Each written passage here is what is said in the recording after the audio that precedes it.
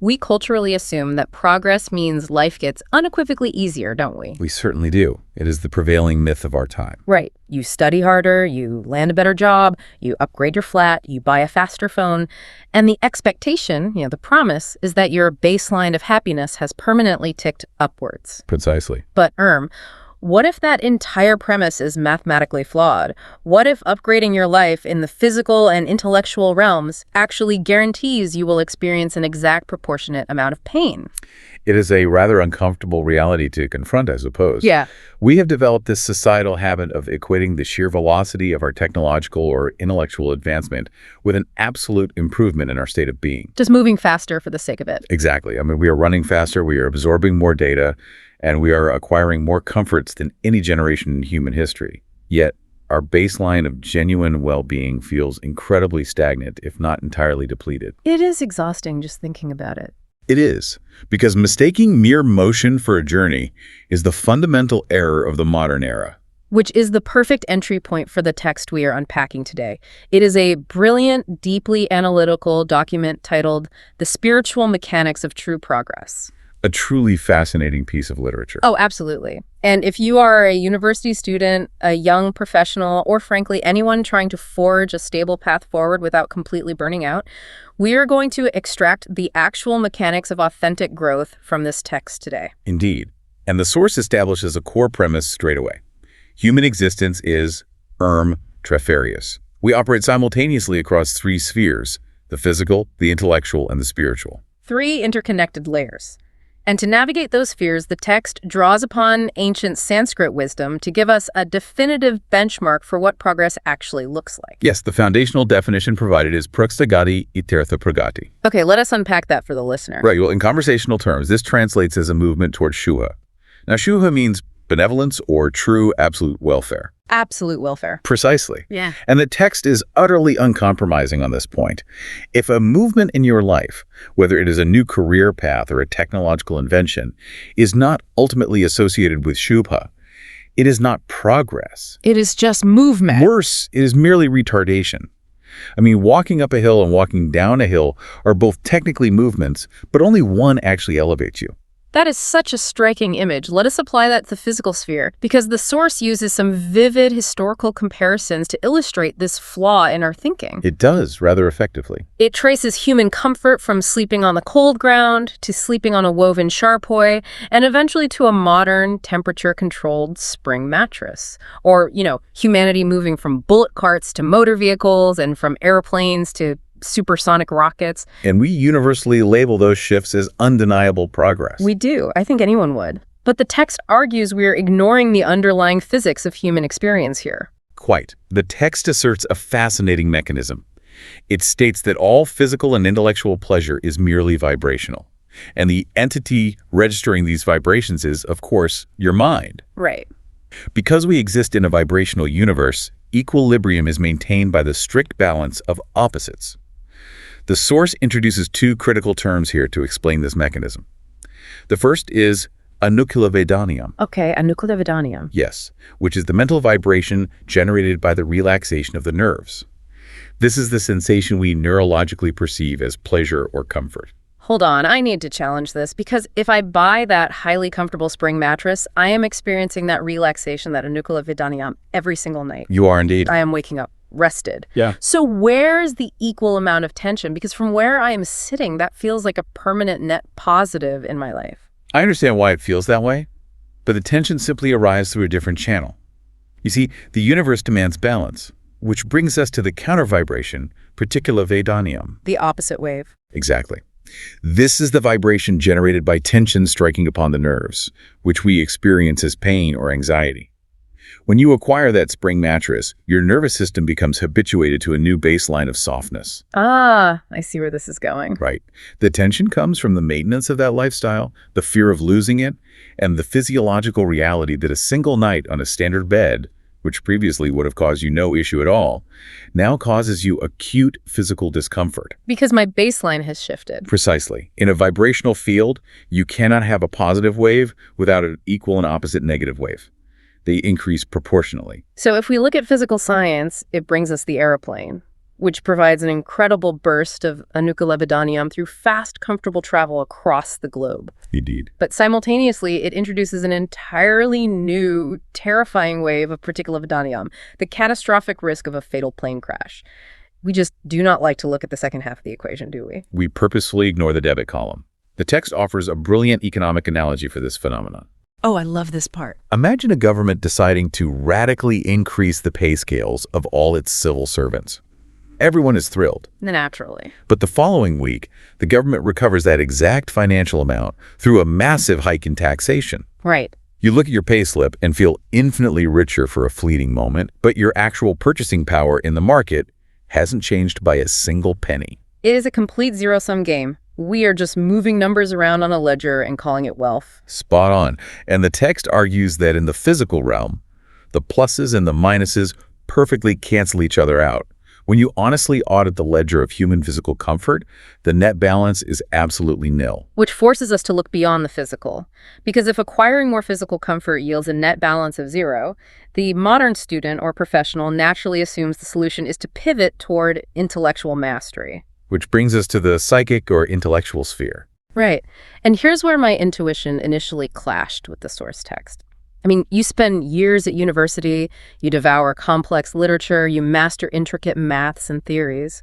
Surely the acquisition of knowledge is an upward trajectory. One would think so. But the text methodically dismantles this idea too. It claims that in the intellectual sphere, what changes is merely the amount of pabulum, which is the food of the mind. Yes, the volume of intellectual food increases exponentially in our modern era, but the actual dimensions of the mind do not. The mechanism here is vital to understand. Please break that down for us. As you consume more complex intellectual pabulum, your mind does not necessarily grow stronger. It simply becomes hypersensitive. Wait, if my mind isn't actually expanding, how am I holding all this new, incredibly dense information from a university degree? Neurologically, we know the brain forms new connections. Oh, the capacity to process raw data increases, certainly. But the mind's fundamental dimension, its ability to absorb emotional impact without turbulence, remains exactly the same. I see the distinction. Let us look at the mechanism. It is akin to turning up the gain on a microphone in a small acoustic space. Okay. You are certainly picking up more subtle frequencies, Right. and you are capturing far more data from the environment, but you are also exponentially increasing the likelihood of a deafening, catastrophic feedback loop. That perfectly explains the anxiety epidemic. The text explicitly points out that in ancient times, when humanity was intellectually simpler, people experienced far fewer emotional disturbances. Quite right. Today, highly intellectual individuals possess such refined sensitivities that they create incredibly complex problems out of thin air. You lie awake at night, your heart racing, suffering from intense anxiety over an entirely abstract concept. A deadline. A philosophical dilemma. Exactly. A projected failure 3 years in the future. Things that do not exist in the physical room with you. The anucleotidymium of intellectual discovery is perfectly, ruthlessly counterbalanced by the particulate of existential dread and emotional turbulence. It's terrifying. And the source makes some rather startling physical predictions for humanity's future based on this exact strain. It notes that modern intellectual progress has quickened the speed of life to such a degree that it is severely damaging our biological structures. I found this section incredibly jarring. Because of this ceaseless intellectual momentum, the text projects that future humans will physically mutate. Yes. We will develop larger craniums to house these hyperactive brains, but our nervous systems will become stiffer, our bones will thin out, and our hearts will become fundamentally weaker. And we are already witnessing the precursors to this biological toll. The text astutely observes that the diseases considered fatal 2 centuries ago are largely managed by modern medicine today. Right, infectious diseases and the like. Exactly. However, our modern fatal diseases are almost entirely linked to the heart and the nervous system. The stress of maintaining this intellectual pendulum of constantly processing that hypersensitive feedback loop is quite literally breaking down the human machine. Just think about your own life for a moment if you're listening to this.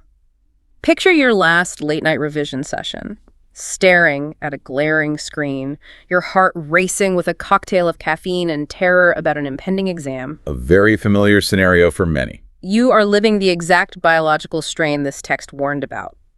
We are trading our physical vitality for an intellectual progression that still leaves us at a net zero of actual happiness. Which brings us to a critical juncture. If physical and intellectual pursuits alone lead to anatomical degradation and endless emotional oscillation, we must define an alternative pathway. Let's look at the map the source provides to navigate out of this trap.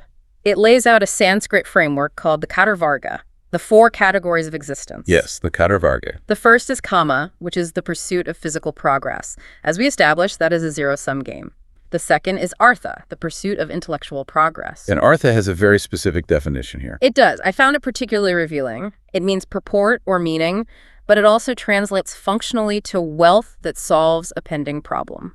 Which frames the intellect as a pragmatic tool for problem solving, rather than a final destination. Neither kama nor artha can be the ultimate goal. So what is the goal for the modern student? The directive is not to obsess over these lower tiers, but to aim your trajectory firmly towards the higher tiers of the Varga, dharma and moksha. Let us unpack the mechanics of those higher tiers. Gladly. Dharma represents psycho-spiritual progress. It acts as the necessary bridge. Moksha is the state of pure, absolute spiritual progress.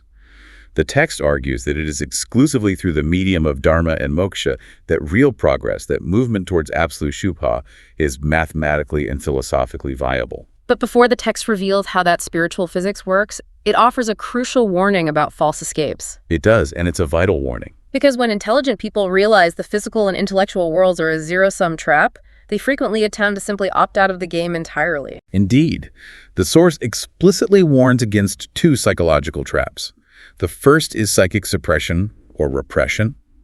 This is the attempt to forcefully numb oneself to the pain and pleasure of the physical world by sheer willpower. Which the text views as highly unnatural. Completely unnatural. It makes sense neurologically. You cannot just command your nervous system to stop registering stimuli. It is rather like compressing the mainspring in a mechanical watch far beyond its design tolerance. There's a brilliant analogy. You haven't actually eliminated the kinetic energy, you have merely trapped it. And the text notes that whether you suppress that mental energy for 5 minutes or 5 years, the moment your artificial control inevitably slips, that spring shatters the gears. The pendulum swings back violently, bursting forth as extreme, uncontrollable pleasure or pain. The Sanskrit term for this flawed approach is nirapexavadanyam. Right, and then there's the second false path. Yes, the nihilistic denial of the mundane world, or avidaniyam. This is the philosophical attitude that the physical world is merely an illusion, a stubborn refusal to admit that crude physicality has any bearing on your existence. The text does not mince its words regarding this approach, does it? Not at all. It labels it self-deception and compares it directly to death.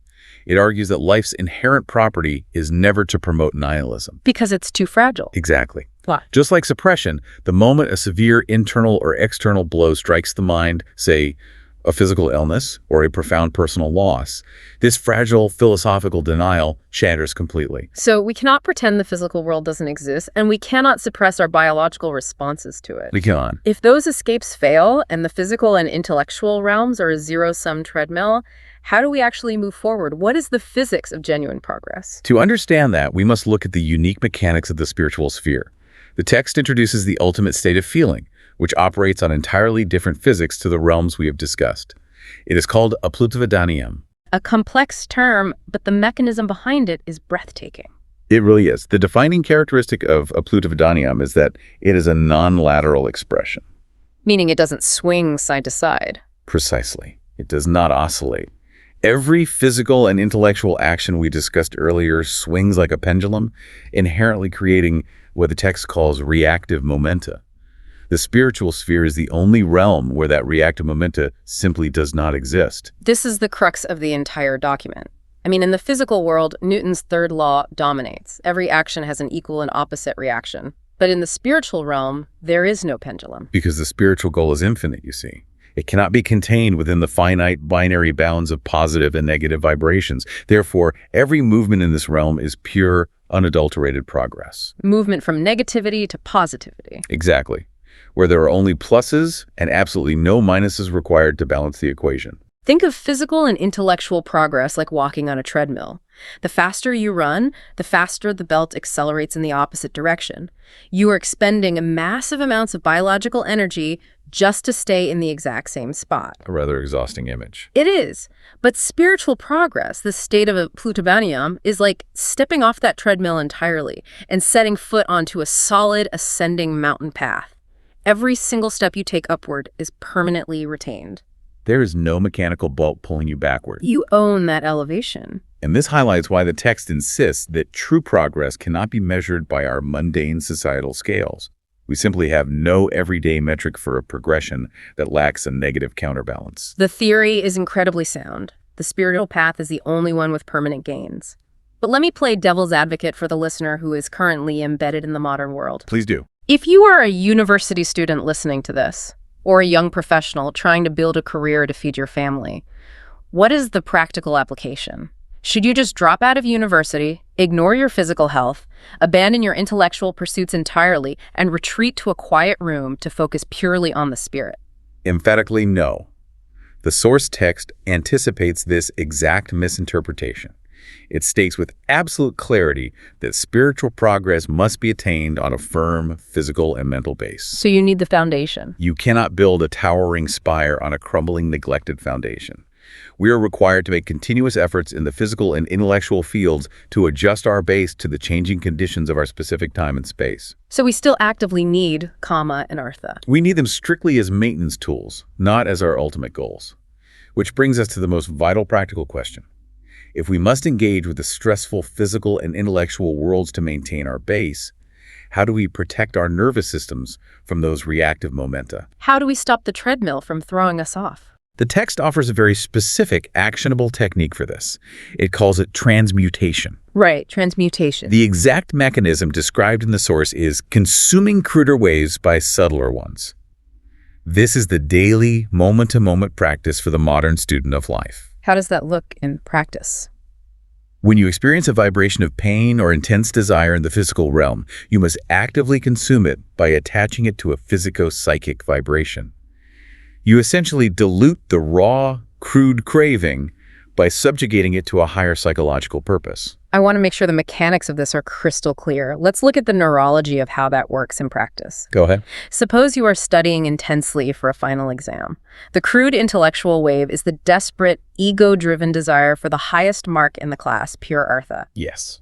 Biologically, your amygdala registers the potential failure to achieve that mark as a literal threat to your survival.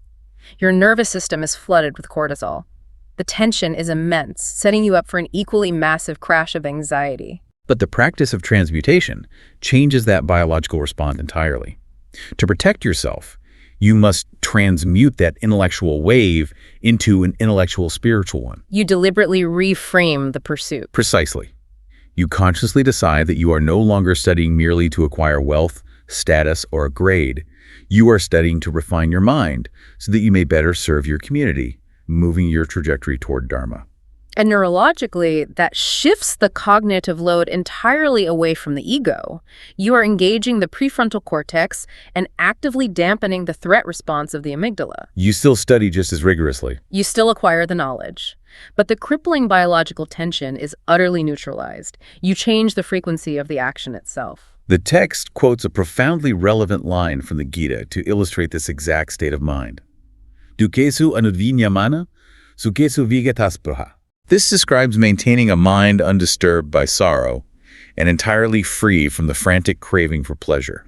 By actively reducing your desperate desire for physical and intellectual triumphs, by letting go of the obsession with kama, you organically escape the equal and opposite reaction of pain. You keep your physical and intellectual base stable without getting sucked into its inherent turbulence. Exactly. It is an incredibly empowering framework. It really is. It means you don't have to quit your modern life to achieve spiritual elevation.